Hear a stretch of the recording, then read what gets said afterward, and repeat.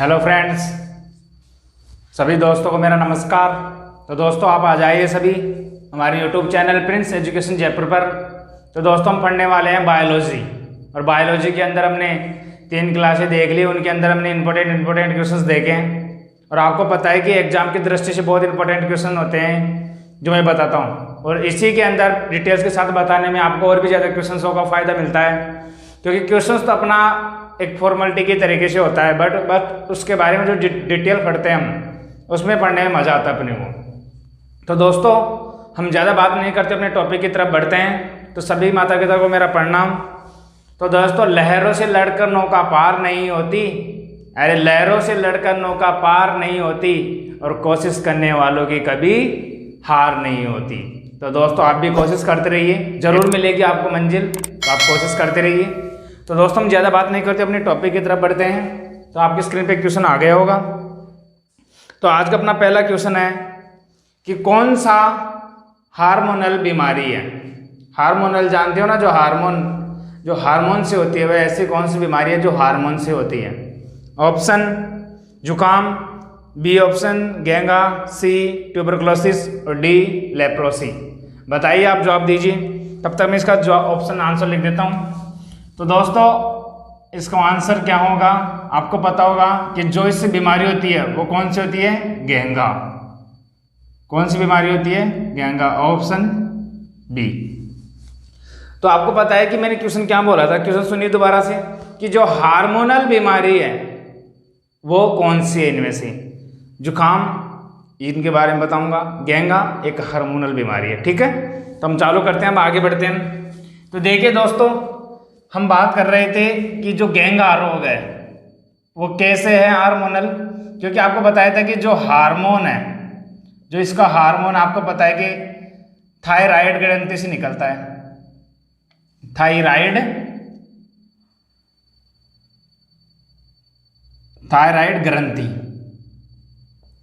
ग्रंथि से निकलता है,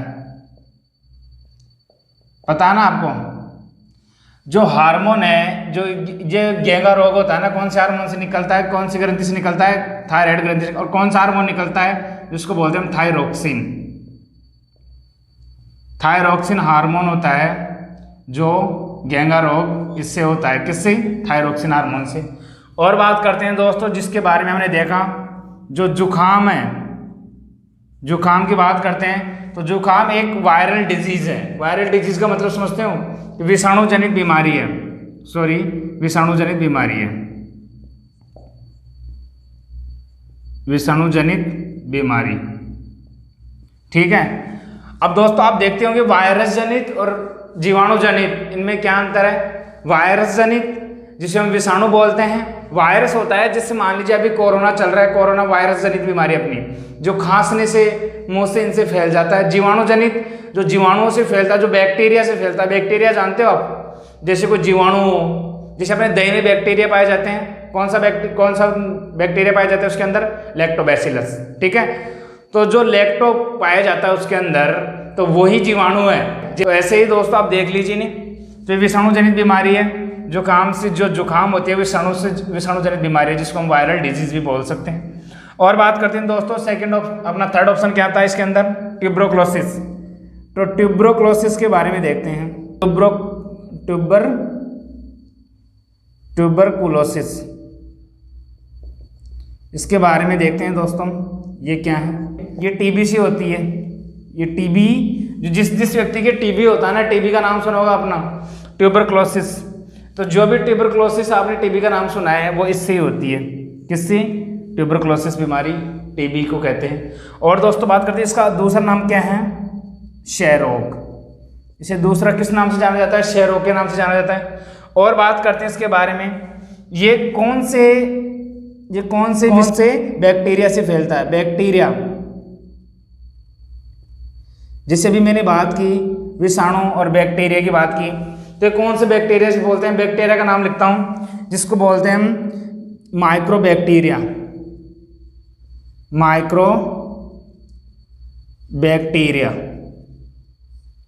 कौन से बैक्टीरिया से फैलता है, माइक्रोबैक्टीरिया ट्यूबरकुलोसिस। ट्यूबर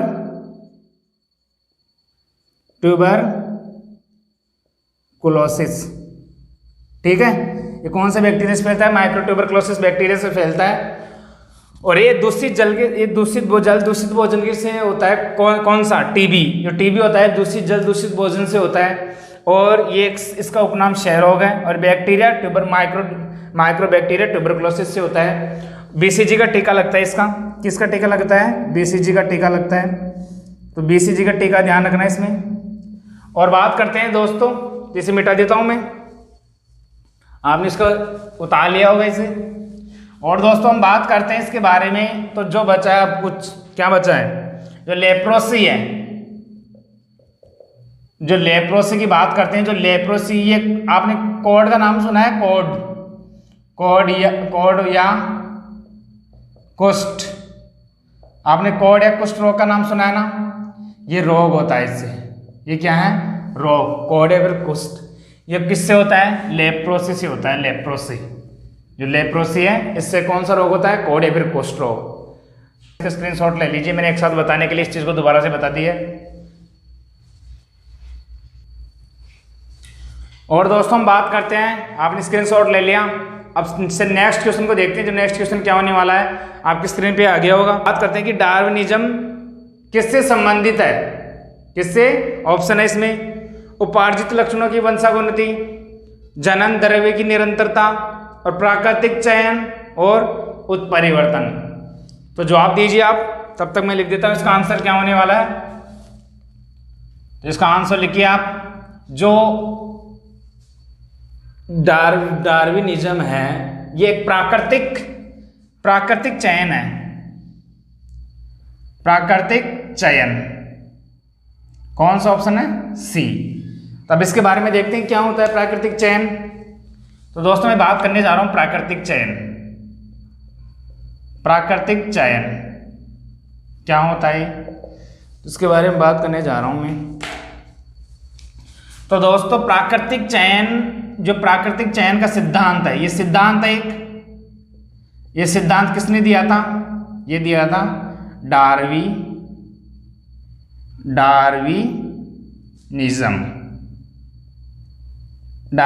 ने दिया था ये सिद्धांत। किसने दिया था? वैज्ञानिक का नाम क्या है? ये वैज्ञानिक जिन्होंने कौन सा सिद्धांत दिया? ये सिद्धांत था प्राकृतिक चयन का सिद्धांत है ये दोस्तों। तो ये किसने दिया? डार्विनिज्म ने दिया। और नेक्स्ट बात करते हैं इसके बारे में। जो नेक्स्ट बात करते हैं वो कौन सा है, वो देखते हैं। जो उपार्जित लक्षणों की वंशानुगति का सिद्धांत की बात करते हैं, इसके सिद्धांत की बात करते हैं। तो दोस्तों इसका मार्क नहीं दिया था इसका सिद्धांत। किसने दिया था? लेमार्क ने। किसने दिया था उपार्जित लक्षणों का वंशानुगति का सिद्धांत? लेमार्क ने दिया था। और बात करते हैं दोस्तों, जो इसमें लिखा है, जो सेकंड ऑप्शन क्या है इसका? सेकंड ऑप्शन क्या है? जनन द्रव्य की निरंतरता। जो जनन द्रव्य की निरंतरता है, इसके बारे में हम बात करते हैं। जो जनन द्रव्य की निरंतरता है, यह सिद्धांत किसने दिया था? तो दोस्तों इससे पहले मैं आपको एक बुक बता देता हूं, जो origin of species, origin of species. और बात करते हैं by origin of species by natural selection.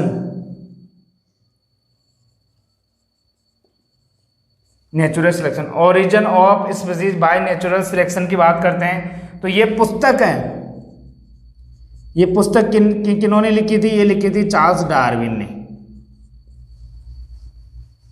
दोस्तों आपको ये दिख नहीं रहा होगा, तो इसकी बात करते हैं। यहां पे आएगा सिलेक्शन। ये पुस्तक किसने लिखी थी? चार्ल्स डार्विन ने। किसने लिखी थी दोस्तों? चार्ल्स डार्विन ने लिखी थी पुस्तक। कौन सी? Origin of species by nature selection. ये चार्ल्स डार्विन ने लिखी थी। तो आप देख लीजिए इसे, स्क्रीनशॉट ले लीजिए। फिर नेक्स्ट आगे बढ़ते हैं। हाँ तो दोस्तों देखते हैं इसके बारे में। जो उत्परिवर्तन है, कौन सा? उत्परिवर्तन। उत्परिवर्तन की बात करते हैं तो दोस्तों इसकी खोज किसने की थी? उत्परिवर्तन का सिद्धांत बोल सकते हैं। जो इसका सिद्धांत है वो किन्होंने दिया था?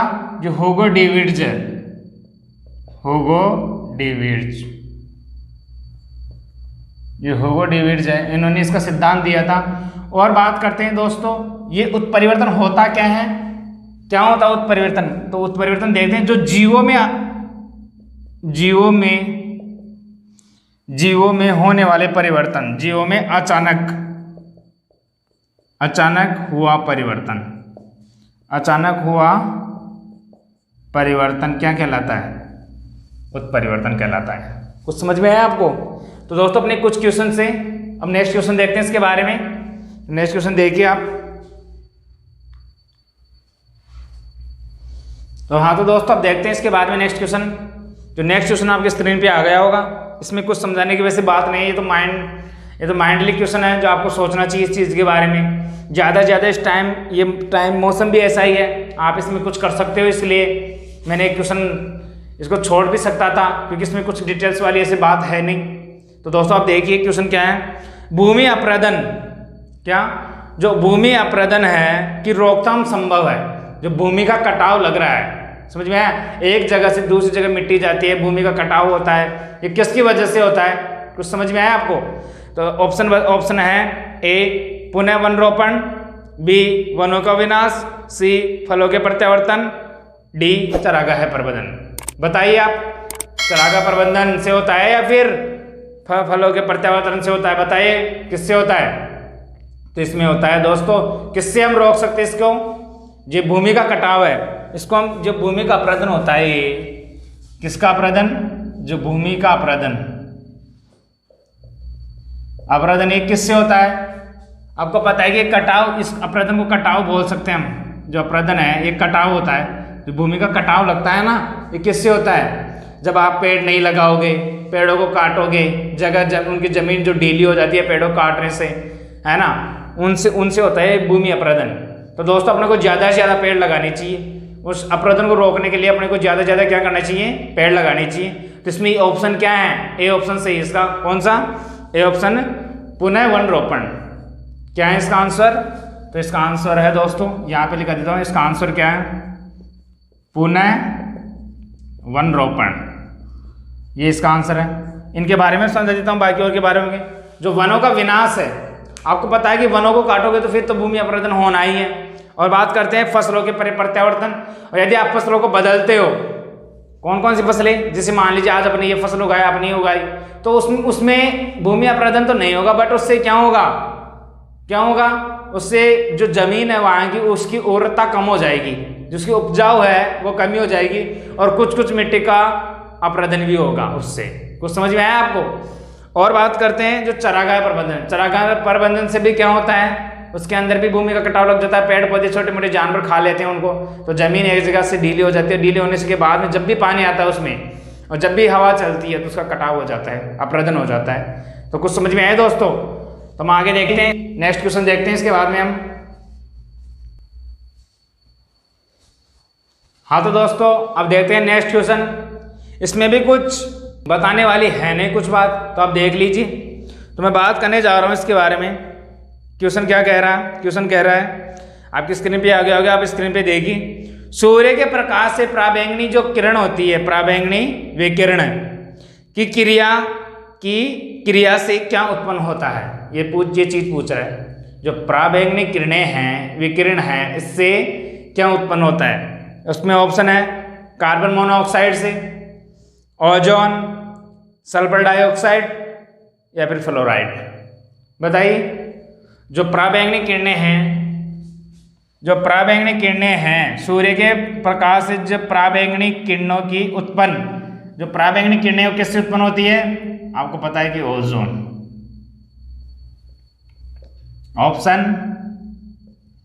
Option B.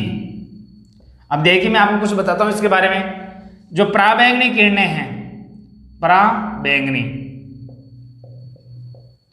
जो पराबैंगनी किरणें हैं, इनके बारे में कुछ बात करता हूं।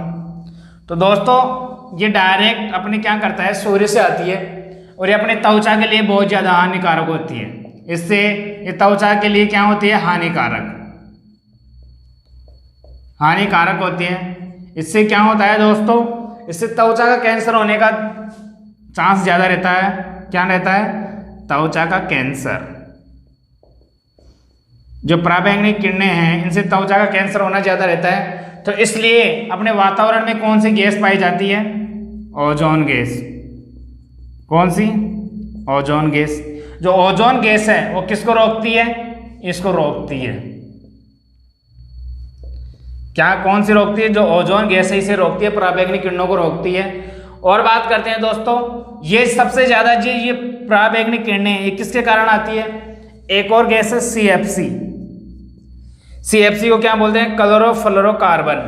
क्या है इसकी फुल फॉर्म, क्लोरोफ्लोरोकार्बन है। तो दोस्तों ये कहां से निकलती है, ये भी तो पता होना चाहिए ना। ये जो अपने फ्रिज है, जो AC है, इनसे निकलते हैं ये कौन सी गैस, CFC। तो इस दोस्तों अपने फ्रिज और गैस, जो अपने फ्रिज और AC होती है, इनसे भी हानिकारक गैसें निकलती है। तो देखिए कौन सी गैस निकलती है। आपको क्वेश्चन में पूछेगा कि जो शीतलक है, शीतलक जानते हो ना आप, शीतलक जो ठंडे होते हैं शीतलक, तो इनसे कौन सी गैस स्रावित होती है, CFC गैस स्रावित होती है। तो दोस्तों आपको पता होगा कि अब आज के बाद में ध्यान रखना, पराबैंगनी किरणों से कौन सा रोग होता है, त्वचा का कैंसर होने का ज्यादा डर रहता है। तो दोस्तों पराबैंगनी अपने लिए हानिकारक होती है। तो दोस्तों इन बातों का ध्यान रखना, इसमें और कुछ समझाने वाली बात है नहीं। कार्बन डाइमोनोऑक्साइड आपको पता है कि ये जो ग्लोबल वार्मिंग है उसमें बहुत ज़्यादा योगदान रहता है कार्बन डाइऑक्साइड का।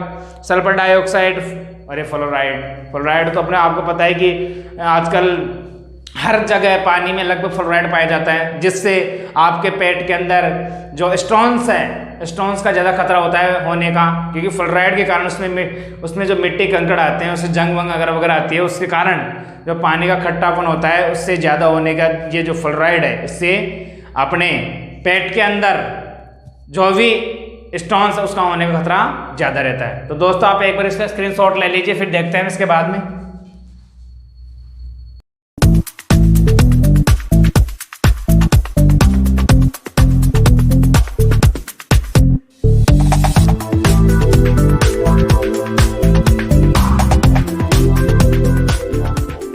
हाँ तो दोस्तों हम देखते हैं नेक्स्ट क्वेश्चन। जो नेक्स्ट क्वेश्चन है वो है अपना जीवों तथा वातावरण के पारस्परिक संबंध का अध्ययन कहलाता है। जो जीव है और वातावरण है उसके जो पारस्परिक संबंध है, क्या क्या उनमें संबंध है, उसको कौन सी शाखा के अंदर दर्शाया जाता है, ये चीज पूछ रहा है। तो दोस्तों इसमें ऑप्शन है इकोतंत्र, इकोलॉजी, ऑटियोकोलॉजी और सिनिकोलॉजी। तो दोस्तों आप देखिए इसका आंसर है क्या, जिसका आंसर होगा वो क्या है, वो है इकोलॉजी। Option B. देखिए आप इसके बारे में देखते हैं, इकोलॉजी के बारे में। जो इकोलॉजी है ये आपको पता है कि जीवों तथा वातावरण के संबंध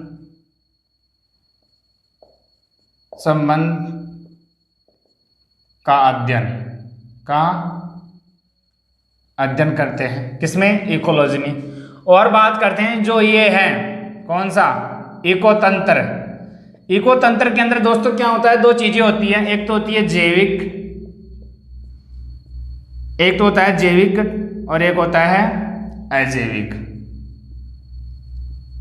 तो दोस्तों जो जैविक होता है इसके अंदर क्या होता है, जैसे देखिए जंतु, आप ही समझ जाओगे ऐसे, मनुष्य और पेड़ etc।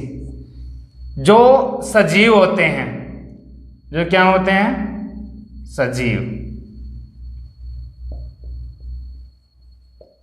सजीव इसके अंदर आते हैं। और अजैविक के अंदर क्या आती है, जैसे वायु प्रकाश हो गया, वायु प्रकाश। और बात करते हैं इसके बाद में जल, ताप सूर्य etc। कुछ समझ में आया? तो दोस्तों एक ही तंत्र के अंदर हम दो चीजों का अध्ययन करते हैं, जैविक और अजैविक। तो जैविक के अंदर मनुष्य और जंतु और पेड़ आते हैं, और जैसे अजैविक के अंदर वायु, प्रकाश और ताप और सूर्य आता है। तो दोस्तों दो चीजें पाई जाती है अपने वातावरण के अंदर, सजीव और निर्जीव। जो सजीव होती है वो सांस लेते हैं, और जो एक स्थान से दूसरे स्थान पर गति करते हैं, जो वृद्धि करते हैं, उनको सजीव के अंदर कैटेगरी में रखा जाता है। तो सजीव की कैटेगरी में है। अब आप सोचते होंगे पेड़ कैसे सजीव है? अरे दोस्तों पेड़ को आप देखते नहीं होगे, जो बचपन में इतना सा होता है फिर बाद में बहुत बड़ा हो जाता है, वो होता है सजीव। अब दोस्तों पेड़ भी तो वृद्धि करता है। और निर्जीव क्या होता है? जैसे मेरा मोबाइल है, मोबाइल निर्जीव है, जब तक मैं इसको नहीं उठाऊंगा तब तक ये अपनी जगह रहेगा। ये ना ही तो सांस लेता है ना, ना ही ये वृद्धि करेगा, ये ऐसा ही रहेगा।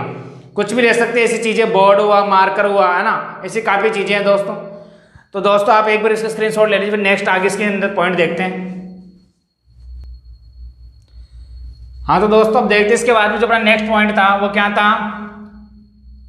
ये था ओट इकोलॉजी। जो ओट इकोलॉजी, इसमें क्या किया जाता है? इसमें केवल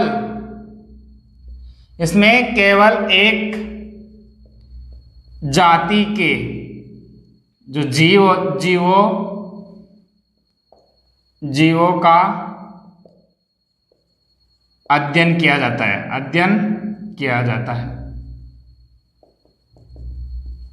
है। और दोस्तों एक और है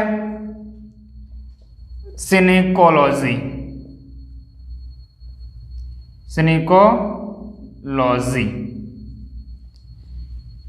इसकी बात करते हैं तो इसके अंदर क्या होता है? जो सिनिकोलॉजी है इसके अंदर हम बात करते हैं, जो सिनिकोलॉजी है इसमें केवल नहीं, इसके अंदर होता है किसी विशेष क्षेत्र के जीवों का अध्ययन। कुछ समझ में आया आपको?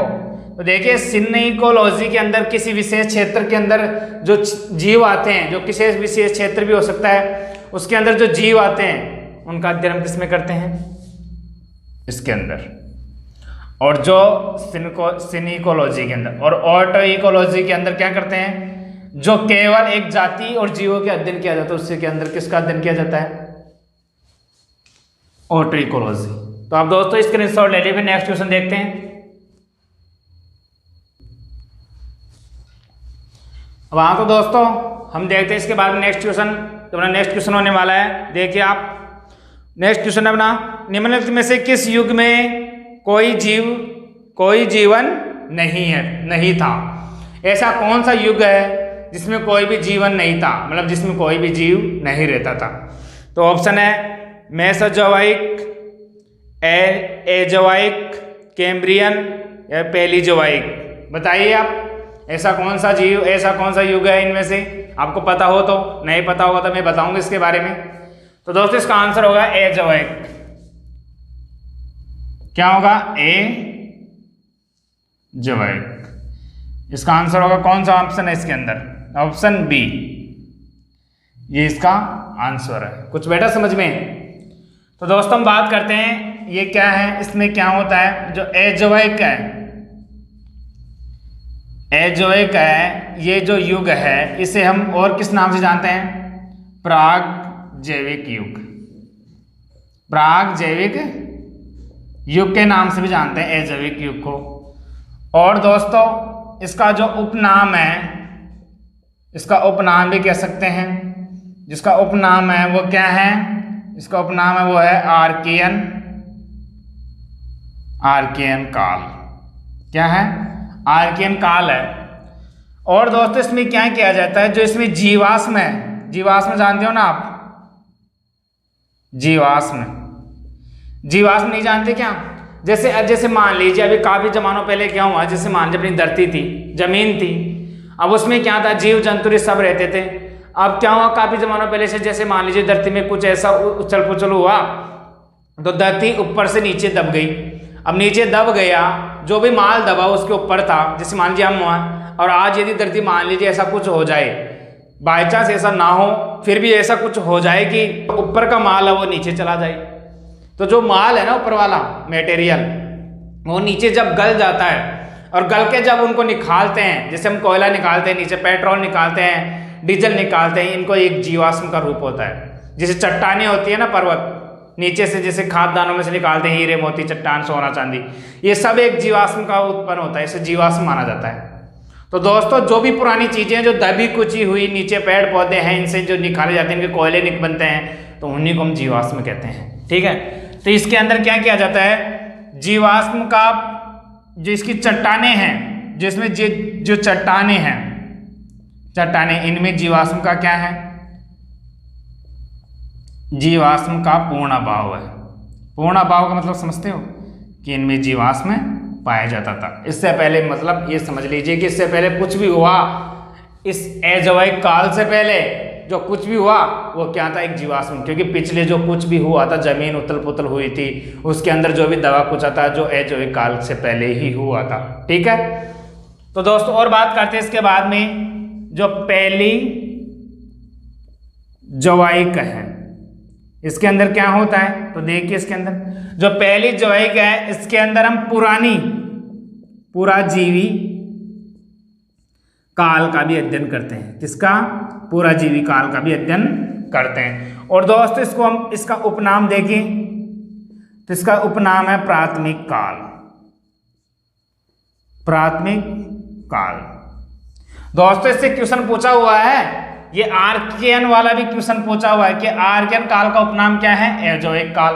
और बताऊंगा कि कौन कौन सा क्वेश्चन पूछा हुआ है। तो उपनाम हो गया प्राथमिक काल।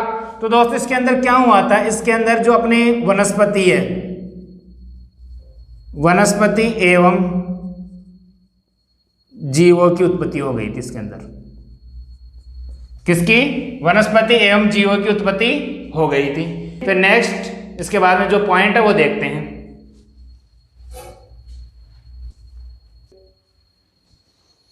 हाँ तो दोस्तों अब देखते हैं इसके बाद में जो अपना नेक्स्ट ऑप्शन है क्या है, कैम्ब्रियज।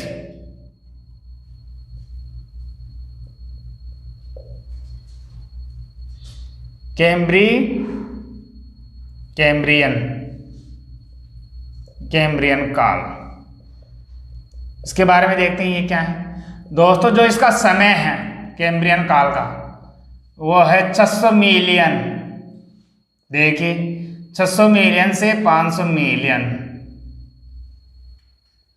ऐसा पूर्व। कुछ समझ में आया आपको? तो देखिए दोस्तों इतने जमाने पहले की बातें हैं, ये 600 मिलियन से 500 मिलियन पहले की बातें हैं। और दोस्तों बात करते हैं जो ये कैम्ब्रियन काल है, इसकी बात करते हैं तो ये क्या है दोस्तों, जो पेजैविक काल है ना, पेजैविक काल, ये इसी के अंतर्गत आता है। किसके अंतर्गत आता है, पेजैविक काल के अंतर्गत आता है। कौन सा काल, कैम्ब्रियन काल। और बात करते हैं नेक्स्ट इसके बारे में। तो नेक्स्ट पॉइंट अपना मेसोजोइक काल। दोस्तों इसमें आपके काम की चीज आएगी मेसोजोइक काल। इससे क्वेश्चन पूछा गया है, तो देख लीजिए इंपॉर्टेंट है।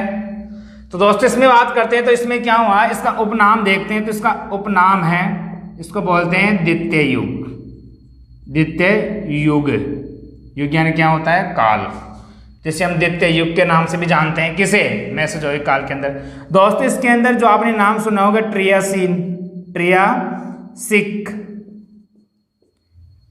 काल,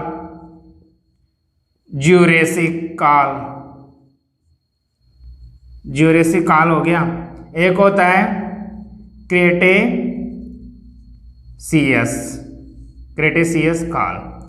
तो दोस्तों आपको कुछ इसमें एक हॉलीवुड का सीन दिखाई दे रहा है क्या? तो हॉलीवुड का सीन क्या है, जो ये है जुरेसिक काल, ये अपने जो डायनासोर, आपने देखी होगी डायनासोर की फिल्म, जो डायनासोर के काल, इसको डायनासोर का काल भी कहते हैं। किसे कहते हैं, जुरेसिक काल को। दोस्तों जो जुरेसिक काल है इसमें डायनासोर पाए जाते हैं।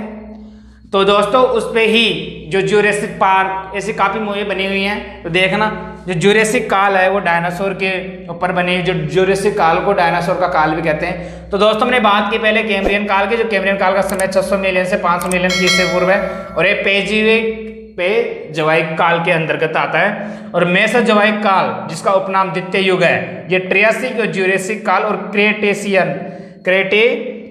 काल के अंतर्गत आते हैं। जो और भी काल है ये इसके अंतर्गत आते हैं। और जो ज्यूरेसिक काल है इसके अंदर डायनासोर का विवरण है, क्योंकि डायनासोर है वो ज्यूरेसिक काल के अंदर पाए जाते हैं। तो दोस्तों आज के लिए इतना ही, अपना यहीं पे इस टॉपिक को एंड करते हैं। जो कल हम नेक्स्ट और क्वेश्चनों के साथ मिलेंगे आपको, और आपको मजा आने वाला है, तो इनको अच्छे से पढ़िए। आप ऐसे मत सोचिए कि ये कैसे नाम है, इनको पढ़ने में आपको तकलीफ होगी दोस्तों, फिर भी याद कीजिए और मेरे साथ लिखते जाए, आपको लिखते लिखते ही याद हो जाएगा।